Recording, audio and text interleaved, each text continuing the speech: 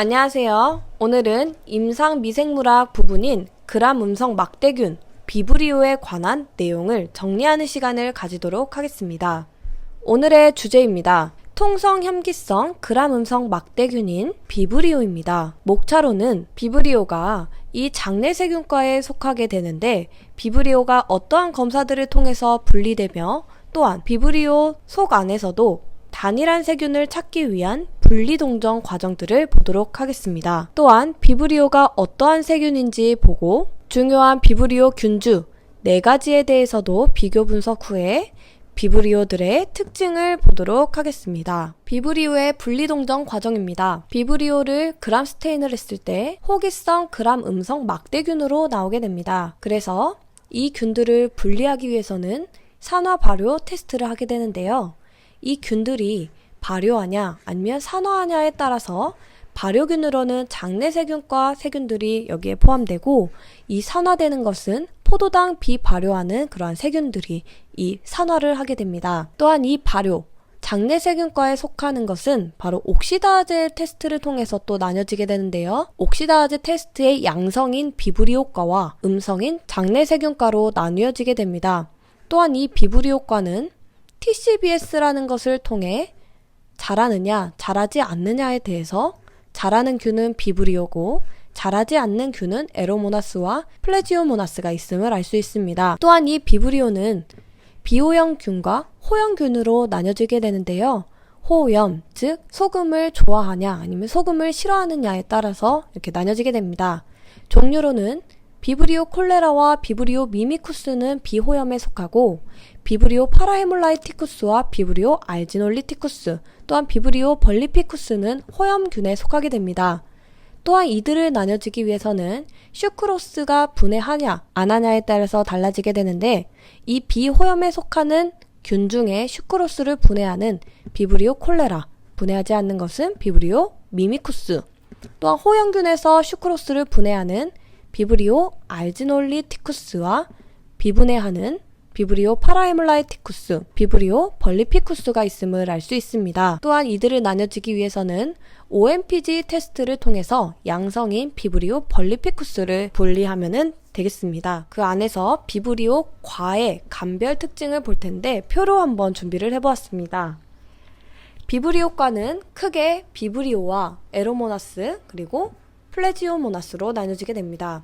이들은 유관적으로 공통점이 많기 때문에 이렇게 비교하기가 참 어려운 부분이 있는데요. 하지만 이 외에도 디에나제나 마니톨, OMPG, 호염성인지 아닌지 그리고 TCBS 등등등을 통해서 이러한 검사들을 통해서 이 비브리오과를 분리동정을 하게 됩니다. 그 중에서도 중요한 부분은 이 비브리오는 바로 호염성 세균이며 TCBS를 선택 배지로 하는 그러한 균이다. 또한 O119 항생제라는 게 있는데 거기에서 이 에로모나스 같은 경우에만 이 내성을 보인다는 점 다 중요하지만 정말 이 중요한 3가지만 기억하셔도 좋을 듯 합니다. 다음은 이 비브리오가 어떠한 균인지 한번 살펴보기를 원합니다. 자, 그림과 같이 이 단모균으로서 이렇게 구분 모양을 하고 있는 것을 볼 수 있는데요. 이게 바로 그람 음성 막대균, 비브리오 콜레라 균을 이렇게 한번 그려보았습니다. 그랬을 때 색깔이 빨갛빨갛하죠? 이게 바로 그람 음성의 특징입니다. 그람 양성은 거의 푸른빛, 그 바이올렛 색과 친숙하기 때문에 그러한 색을 나타나게 됩니다. 그랬을 때 인체의 감염은 바로 이 비브리오는 보통 오염된 물을 섭취하거나 갑각류, 해산물 섭취 또한 접촉을 했을 때 이러한 비브리오 증상이 나타납니다. 비브리오 콜레라 같은 경우에는 분변 구강 경로로서 이렇게 더러운 것을 입으로 들어가서 이렇게 감염되는 것을 말합니다. 그랬을 때 비브리오 속에서 가장 중요한 균 몇 가지를 한번 살펴보도록 하겠습니다.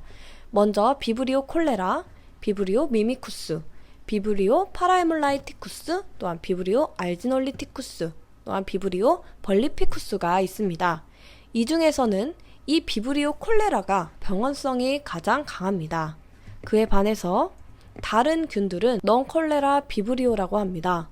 또한 요즘에 유행하고 있는 이 피부 궤저, 치명적 감염인 이 비브리오 벌리피쿠스가 정말 중요함을 알 수 있습니다. 다음은 비브리오의 특징인데요. 호기성 그람 네가티브의 바실라이다. 즉 호기성의 그람 빨간색의 이 막대균이라는 것을 알 수 있으며, 또한 단모성으로서 균체의 꼬리가 하나 있었죠. 이렇게 밑으로. 그것을 이제 편모인데 운동성이 있다라는 그러한 균입니다. 아포와 현막이 없으며 또한 포도당을 분해하는 특징이 있습니다.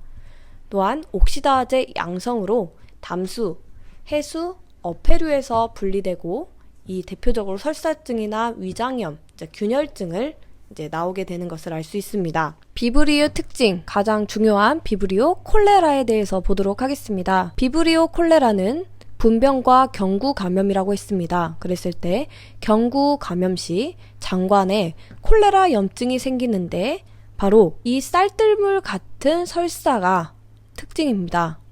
그래서 이러한 설사로 인해서 탈수가 일어나는데 이러한 것들을 통해서 죽음에도 이를 수 있는 그러한 무서운 감염병입니다. 또한 이 콜레라 같은 경우에는 잠복기는 보통 3일 이내이며 진단 방법으로는 먼저 첫 번째로 그람 스테인을 하게 됩니다. 그래서 그람 음성 막대균인데 약간 짧고 만곡된 강균인 것을 확인해야 되며, 두 번째로 중균 배지를 통해서 이제 배양을 하게 되는데 중균 배지인 알칼라인 펩톤 워터 브로스를 사용합니다. 이때 pH는 8.6에서 9에 해당되는 그러한 중균 배지를 사용하고 이제 37도에서 배양을 하게 됩니다. 그랬을 때 이제 콜레라 균만 증균하게 되는 그러한 특징이 있습니다. 또한 선택 배지로는 TCBS, 이거 중요하죠. 이 여기에서 분리 접종을 하며 이제 슈크로스, 즉 이 S가 바로 슈크로스의 성분을 말하게 됩니다. 그것을 분해하기 때문에 황색 집락이 나오는 것을 알 수 있습니다. 또한 이 TCBS는 이제 콜리폼, 즉 알폼의 그룹의 바실라이를 억제하고 또한 프로테우스의 균을 억제하는 그러한 특징이 있습니다. 또한 비브리오 파라헤몰라이티쿠스 같은 경우에는 슈크로스를 분해하지 못하기 때문에 바로 녹색이 나오는 것 또한 알 수 있습니다. 이것이 바로 TCBS, 즉 초록색의 그러한 배지인데요. 여기에 이제 콜레라 같은 것을 분리 접종했을 때 이러한 황색 집락의 균이, 이 집락이 나오는 것을 확인할 수 있을 것입니다.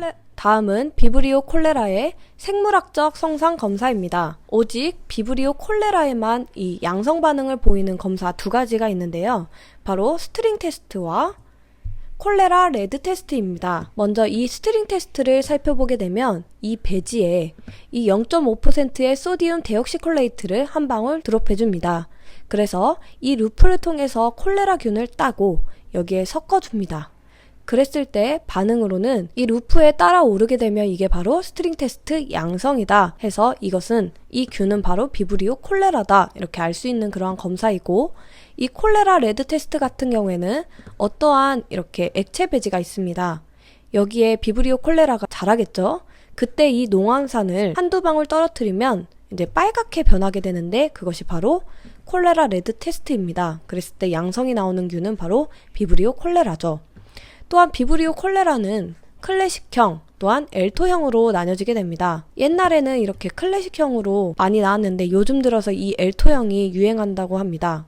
그래서 이 두 개를 감별하기 위해서는 이 많은 검사들이 있음을 볼 수 있는데요.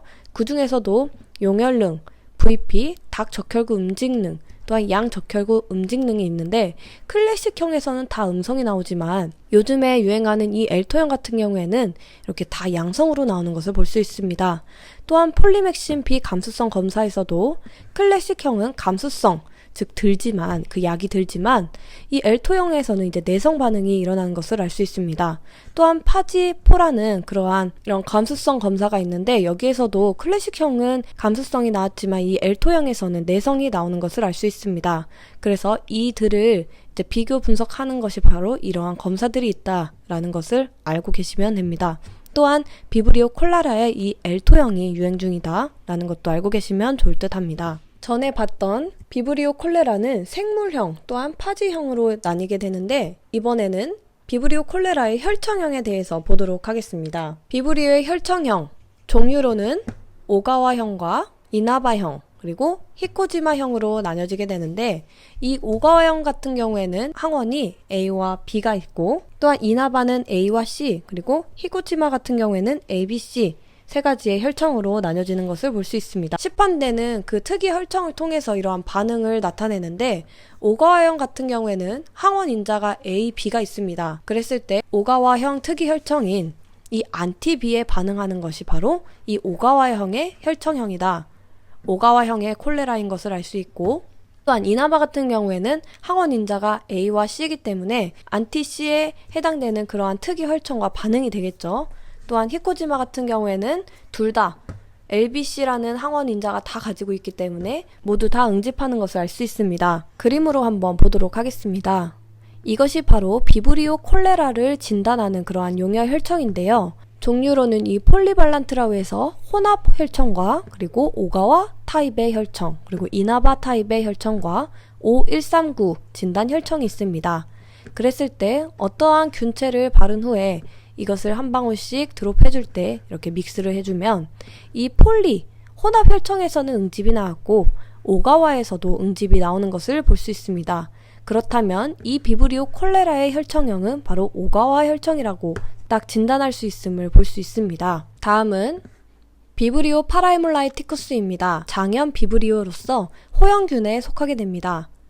또한 근래의 식중독의 중요 원인균이며 주로 침습성의 위장 간염을 일으킵니다. 또한 이 식염 농도에서 잘 생육하되 10%의 그 식염 농도에서는 성장이 정지되는 것 또한 특징이며 TCBS 배지의 성상에서도 이 슈크로스를 비분해하기 때문에 자라지만 이 녹색 tip락이 관찰되는 것이 특징입니다. 또한 비브리오 파라헤몰라이티쿠스 하면 정말 중요한 검사인 가나가와 테스트가 있습니다. 이것은 용혈능 시험인데요. 자, 그림을 한번 보도록 하겠습니다. 사람 혈액과 말 혈액에 있는 그러한 플레이트를 준비를 해봤는데요. A균주, B균주, C균주로 한번 나눠서 보도록 하겠습니다. 만약에 사람에서는 이렇게 용혈능이 나왔는데 말에게서는 없다. 이것이 바로 비브리오 파라헤몰라이티쿠스입니다. 하지만 사람에서는 이렇게 용혈능이 없으되 말에서는 이렇게 용혈능이 나왔다? 이것은 비브리오 파라헤몰라이티쿠스가 아니라는, 음성이라는 뜻이고, 만약에 둘 다 양성이 나왔다 이렇다는 것은 다른 종류의 그러한 균인 것을 알 수 있습니다. 그래서 용혈이 존재한다. 특별히 사람이나 토끼 혈액에서 이렇게 용혈능이 관찰되는 것이 바로 비브리오 파라헤몰라이티쿠스인데 내열성의 용혈독을 생성하여 이 세포 독성이 있다는 것을 알 수 있습니다. 하지만 용혈이 없다는 것은 이 균이 아니라는 것, 음성이라는 것을 알 수 있습니다. 그래서 사람과 말의 용혈능을 분석하는 것이 바로 이 가나가와 테스트라는 점, 이것은 비브리오 파라헤몰라이티쿠스와 관련이 있다는 점 정말 중요합니다. 비브리오 속의 감별 특징을 보도록 하겠습니다. 자, 크게 네 가지로 한번 분리 비교를 해볼 텐데요. 비브리오 속에는 비브리오 콜레라, 비브리오 파라헤몰라이티쿠스, 비브리오 알지놀리티쿠스, 비브리오 벌리피쿠스가 이렇게 있습니다. 이 비브리오 콜레라는 콜레라를 일으키는 그러한 세균이고, 파라헤몰라이티쿠스는 장염 비브리오, 비브리오 알지놀리티쿠스는 창상 감염을 일으키는 비브리오, 또한 벌리피쿠스는 폐혈증을 일으키는 비브리오입니다. 이들은 모두 다 비브리오에 속하기 때문에 TCBS에서는 당연히 모두 다 잘 자라지만 이 S, 슈크로스를 분해하는 이 콜레라균과 알지놀리티쿠스가 있다는 점, 그래서 황색의 그러한 진락을 볼 수 있습니다. TSI나 KIA에서 이렇게 성상을 또한 비교 분석할 수 있는데, TSI는 콜레라 같은 경우는 A4A, 장염 비브리오는 K4A, 창상 감염을 일으키는 알지놀리티쿠스는 A4A, 또한 비브리오 벌리피쿠스는 K4A, 이것은 24시간, 즉 하루를 기준으로 했을 때의 그러한 검사 결과입니다. 기한은 K4A, K4A, K4A, 또한 48시간, 이틀을 경과 관찰했을 때 서서히 이제 당을 분해하네요. 그래서 A4A가 나오는 것이 바로 벌리피쿠스입니다. 또한 OMPG, 또한 VP, 인돌 등 이러한 검사를 통해서 이 넷이서 분별할 수 있고, 정말 중요한 이 호염성 부분입니다. 콜레라 같은 경우에는 비호염성으로서 호염기가 없거나 2% 정도까지는 잘 자라지만 그 이상으로는 자라지 않는 것을 볼 수 있으며, 이 세 가지는 모두 다 호염성이라고 했습니다. 그랬을 때 이 낮은 그 염기 성분이 없으면 자라지 않고 그 이렇게 가면 갈수록 자라는 것을 볼 수 있습니다. 근데 이 비브리오 벌리피쿠스 같은 경우에는 호염성 비브리오지만 8%에서는 발육이 억제되는데 6%까지는 발육이 되는 것을 알 수 있습니다. 이상으로 비브리오에 관한 모든 내용에 대해서 끝마쳐졌습니다. 끝까지 시청해주셔서 감사합니다.